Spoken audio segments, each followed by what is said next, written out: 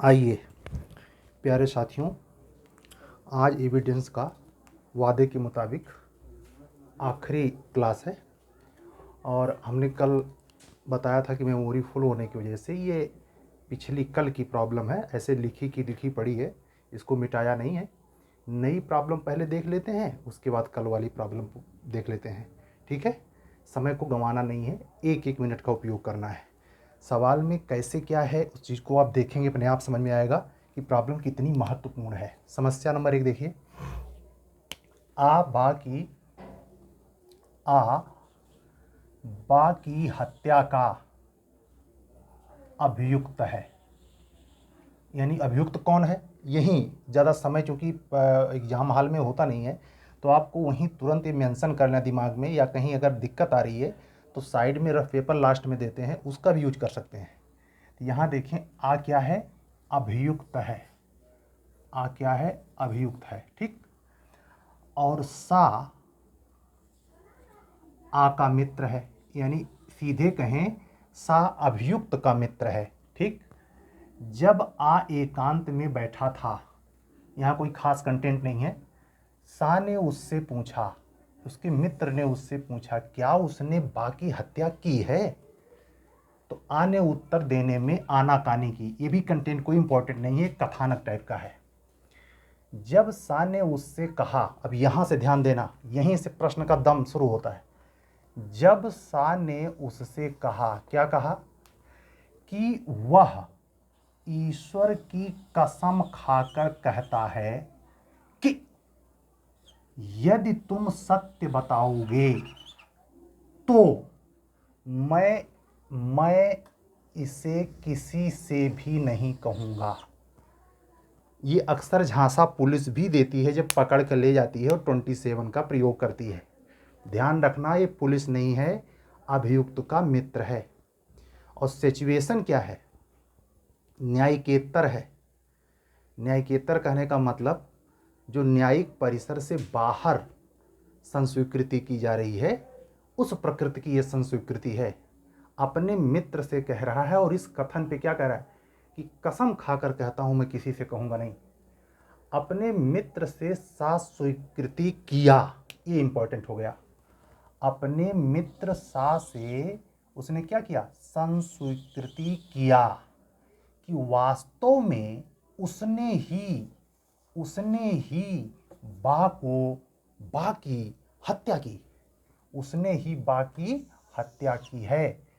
क्या आ का यह संस्वीकृतकारी कथन साक्ष्य में ग्राह्य है, मतलब एडमिसिबल है, कोर्ट इसको एक्सेप्ट कर लेगी।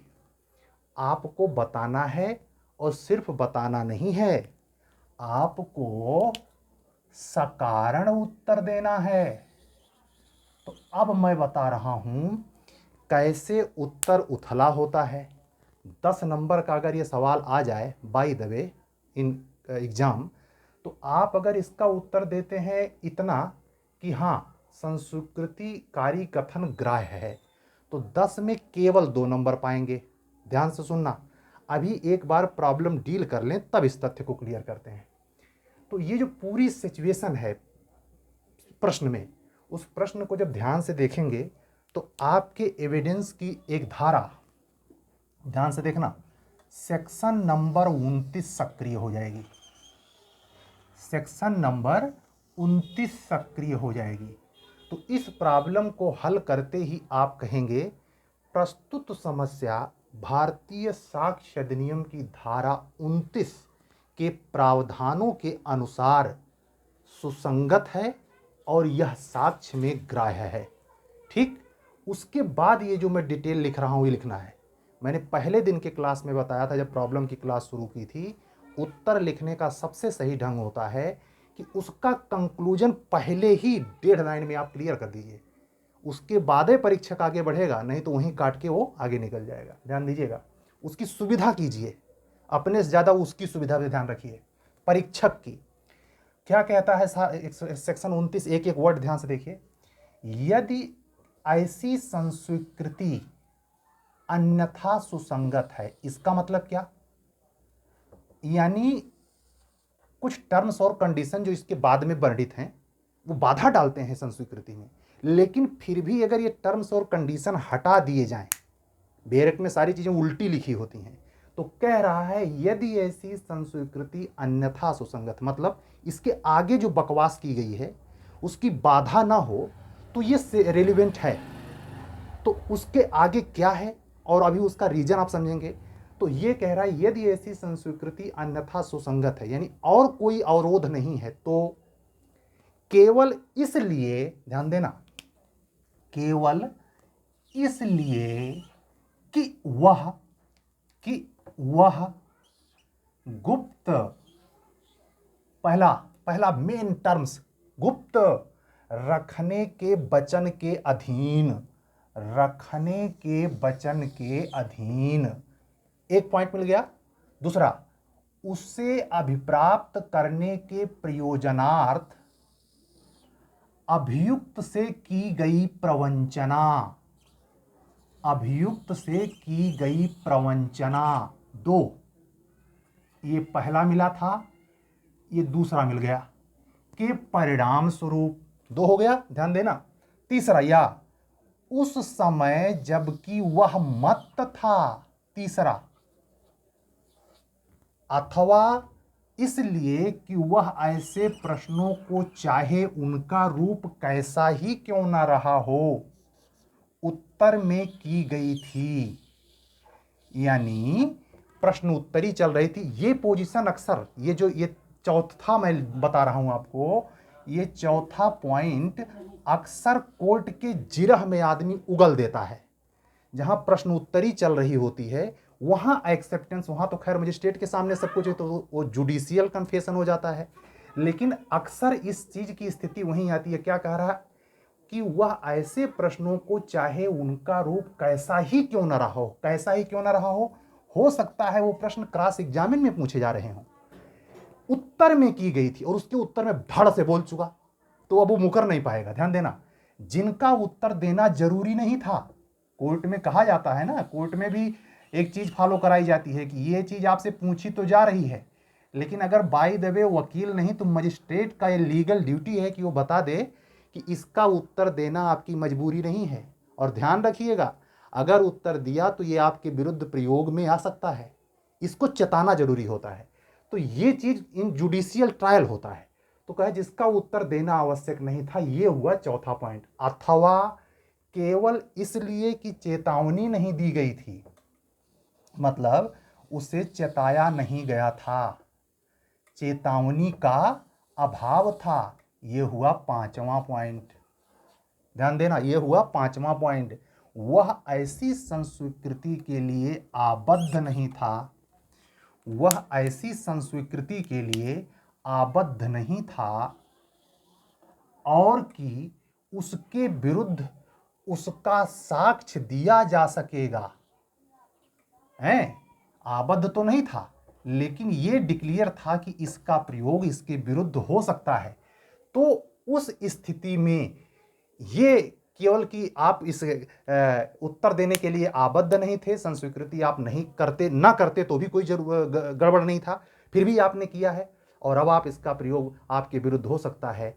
ये बहाना या एक इमोशनली दबाव इस बात के लिए लीगलाइज नहीं करेगा कि वो विसंगत हो जाती है, मतलब कि वो अब ये कथन जो आपने बोल दिया है एज ए एक्सेप्टेंस संस्वीकृति, वो क्या होगी, रिलेवेंट होगी। कहाँ होगी, 29 में। 29 में अब आपको समझ में आ गया होगा, नंबर 1 गुप्त रखने के वचन से अगर कोई संस्वीकृति हासिल की जाती है, ध्यान रखे। दूसरा प्रवंचना से, तीसरा नशे में वो अगर व्यक्ति है उसमें उसके प्रश्न, चौथा उत्तर में प्रश्न उत्तरी चल रही है उसमें, और पांचवा चेतावनी का अभाव देकर और वो हासिल कर ली गई है। तो इन 5 दशाओं में हासिल की हुई संस्वीकृति रेलिवेंट होती है सेक्शन 29 में। इसमें ये उत्तर में प्रश्नों में ये जिरह में होता है, बाकी ये बाहरी रूप से हो सकता है। नशे से जो है इसका इलेक्ट्राइल, अगर इसी प्रश्न में जहां मित्र है, पुलिस लगा दे, पुलिस लगा दे, सा आ का मित्र, पुलिस अगर ऐसा कर रही है, उससे कसम दिलवा रही है, पुलिस अपने यहां ले गई और कसम दिलवा रही है, उसकी बात उसके सामने सेम यही शब्द वो कहे, हाँ मैंने ही किया है मर्डर, एक्सेप्ट नहीं होगा क्योंकि 25 आके खड़ी हो जाएगी। ठीक है, तो ये चीजें आप इसके बारीकियों को समझें। प्रवंचना शब्द को ये भी समझें कि अभियुक्त से की गई प्रवंचना, प्रवंचना कहाँ डिफाइन है? अगर आपसे पूछा जाए प्रवंचना कहाँ डिफाइन है, तो आपका दिमाग फट से हिट करना चाहिए कि जब हम 415 आईपीसी पढ़ते हैं तो उसका स्पष्टीकरण क्या कहता है? तथ्यों को बेईमानी से छिपाना, ये प्रवंचना है, उसमें छिपाया गया है। वो बताएगा लेकिन क्या कह रहा है, मैं ईश्वर की कसम खाता हूं, तो वो प्रवंचना हुई। ठीक, तो आप ये भी जाने, और साथ ही जो ये पांचवा अनुक्रम है, चेतावनी का अभाव, उसके बारे में सीआरपीसी देखिए, जब एक्सेप्टेंस आपका नोट होता है 281 सीआरपीसी याद कीजिए, जिस प्रारूप को इस्तेमाल करके संस्वीकृति मजिस्ट्रेट अभिकथित करता है, लिखता है, उसमें एक बाध्यता उस पर आरोपित किया है कानून ने, क्या? 164 के 3 में, कि आप उस संस्वीकृति करने वाले को बताएं कि आप इसको करने के लिए बाध्य नहीं हैं, अगर करते हैं तो आपके विरुद्ध कार्रवाई होगी। धारा 29 इस दायित्व के आगे बढ़कर एक कदम कहती है। ये चेतावनी दी गई हो चाहे ना दी गई हो, कोई फर्क नहीं पड़ता इस संस्वीकृति के, इस कन्फेशन के एडमिसिबिलिटी पर। ठीक है, तो ये प्रॉब्लम इंपॉर्टेंट है, इसमें कई तथ्य छोटे छोटे जुड़े हैं, छोटी छोटी डिफिनीशंस जुड़ी हैं, इसको आप देख लेंगे, इससे जुड़े हुए टॉपिक को भी आप कवर कर लेंगे। शेष प्रॉब्लम तो बहुत एविडेंस भरा पड़ा है, उसके लिए पूरी क्लास आप कम से कम 2 महीने चलाएंगे तो शायद पूरी प्रॉब्लम डील कर पाएँ। हमने केवल 4 क्लास लेकर के आपको अपने समझाने का ढंग शेयर किया है, आपका हमारे प्रति जो विश्वास जगा है उसको आधार दिया है, हवा हवाई नहीं आप हमको स्नेह दे रहे हैं।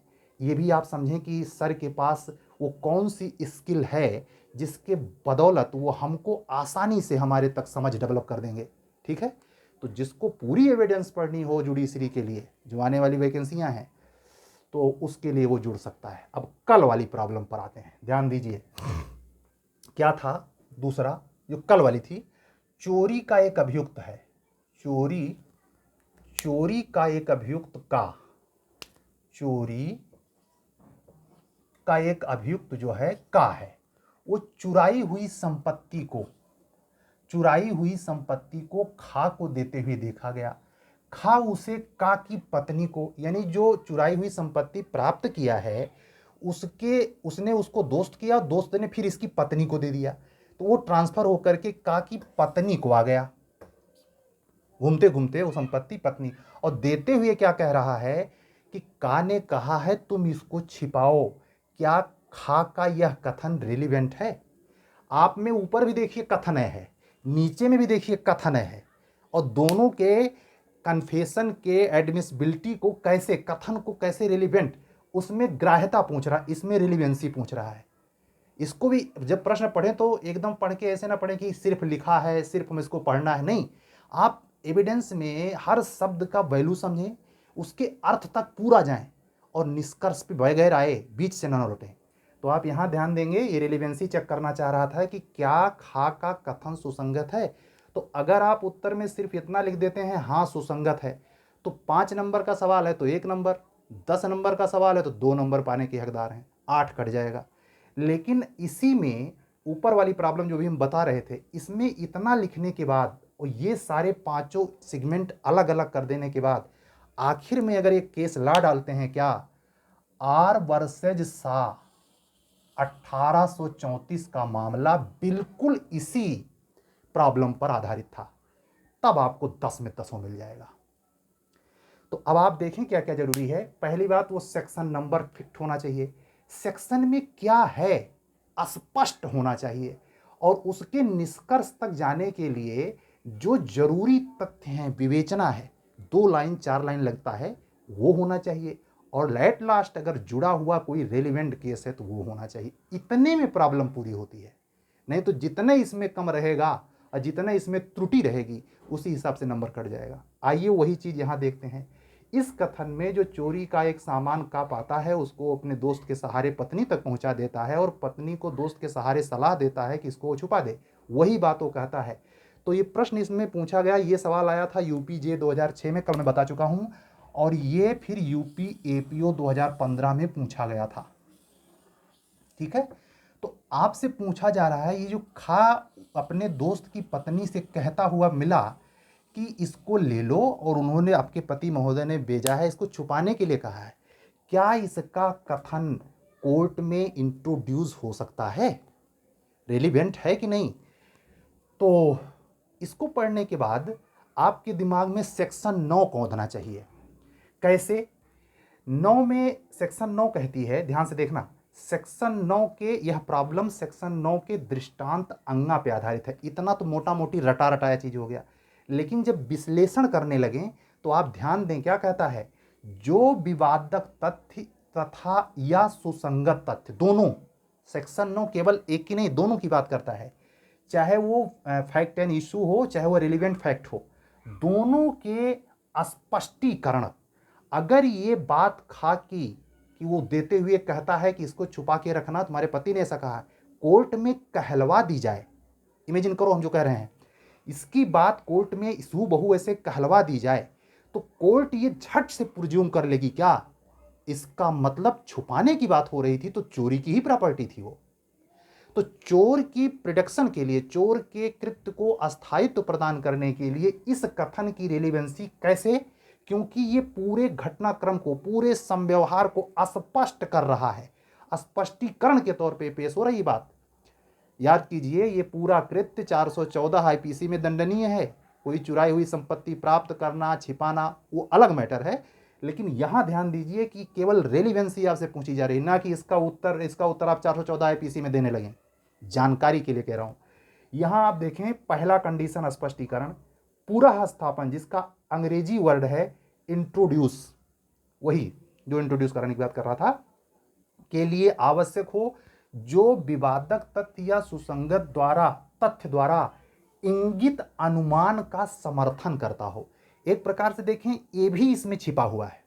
अनुमान ये है कि अगर वो छुपाने वाली बात चल रही है तो इसका मतलब माल चोरी का है। अनुमान होता है कि नहीं? तो ये भी कुछ कुछ इस पॉइंट में, इस एग्जाम्पल में मिलता है। और खंडन, अनुमान का समर्थन भी कर रहे हो, या अगर ऐसी बात आ जाए कि इसी तथ्य का जो इसमें प्रॉब्लम है या और कोई अन्य प्रॉब्लम हो, उसमें खंडन होता हो, तो भी सेक्शन 9 एक्सेप्ट कर लेती है रेलिवेंसी के लिए। ठीक है। और या जो किसी व्यक्ति की अनन्यता स्थापित करता हो, कोई ऐसा स्टेटमेंट है जिस स्टेटमेंट के निष्कर्ष पे जाएं तो क्या पता चलता है, उससे उस व्यक्ति की अनन्यता यानी विशिष्टता, पहचान पता चलती है। तो और पक्षकारों के बीच संबंध दर्शित होते हों, तो आपने देखा कुल 6 प्रकार की जो सिचुएशन है सेक्शन 9 में रिलेवेंस है। अब सेक्शन 9 की बेरेक्ट लबड़ सबड़ पढ़ने वाले लोग हैं तो उनको लगेगा कुछ है, ये नहीं केवल शिनाख्त परेड है, नहीं। आप ईमानदारी से पढ़ेंगे, बेरेक्ट को तोड़ तोड़ के पढ़ा जाता है, तो उसमें आपको इतने फैक्ट आएंगे, ध्यान से देखना। नंबर 1 आएगा परिचयात्मक। नंबर 1 क्या आएगा? परिचयात्मक बात अगर निकल के आए पूरे प्रॉब्लम से तो सेक्शन 9। स्पष्टीकारक, इसमें स्पष्टीकारक बात आ रही है, नंबर 2। नंबर 3 संपोषक या खंडन करने वाले अगर सेंटेंस उसमें निष्कर्ष में आए तो। व्यक्ति या वस्तु की अनन्यता या शिनाख्त, यही चौथा नंबर है, शिनाख्त परेड। जो एग्जीक्यूटिव मजिस्ट्रेट के सामने किसी रेपिस्ट बालिका है, किसने रेप किया, ये शिनाख्त कराने के लिए उस बच्ची को कोर्ट में पूरा ऐसा अच्छा प्रोसीजर इस्तेमाल, शिनाख्त परेड कराई जाती है। सेक्शन 9 इसी के अंतर्गत है, चौथे पॉइंट पर। 5वां समय व स्थान स्थिर करने वाले, अगर स्टेटमेंट से, पूरे प्रॉब्लम से कोई स्टेटमेंट ऐसा है जिसमें समय या स्थान का पता चलता है तो भी सेक्शन 9। और आखिरी पक्षकारों का आपसी का रिलेशन। अब आप सोचें, इस प्रॉब्लम में तमाम केस हैं, लेकिन इस प्रश्न के उत्तर में प्रक्रिया ज्यादा महत्वपूर्ण है, केस ला नहीं। अगर आप इस प्रॉब्लम को डील करते हुए ये भी बताते हैं हाँ सेक्शन 9 में रिलेवेंट है, ये भी बताते हैं क्यों रिलेवेंट है, और इन 5-6 में से किस में ये जाएगा, तब आप पूरे नंबर के हकदार हैं। और सिर्फ इतना लिख के आए कि सेक्शन 9 में रिलेवेंस है और उसके बाद सेक्शन 9 उल्टा सीधा लिखा है, तो 10 में से केवल 4 या 5 नंबर मिलेगा। ठीक है। तो आज के इस पूरे क्लास से, ये कल की प्रॉब्लम थी, छूट गई थी, आज के डेट पे हमने डील की संपूर्ण, मतलब आईपीसी हमने कवर किया, सीआरपीसी हमने कवर किया, पुलिस एक्ट रेगुलेशन सीआरपी के साथ कवर कर दिया है, और ये एविडेंस कवर हो गया। कल से जीएस के ऊपर, जीएस को कैसे जो थ्योरिकल क्वेश्चन होते हैं, चाहे ज्योग्राफी के हों, चाहे हिस्ट्री के हों, उनको कितना लिखना चाहिए, क्या लिखना चाहिए, इन सब बातों पर कम से कम हर टॉपिक पर मेरी कोशिश होगी 2 क्लास ज़रूर रहे। जैसे हिस्ट्री की अगर टॉपिक उठा रहा हूँ तो हिस्ट्री पर ही 2 क्लास हो जाए, कल की परसों की।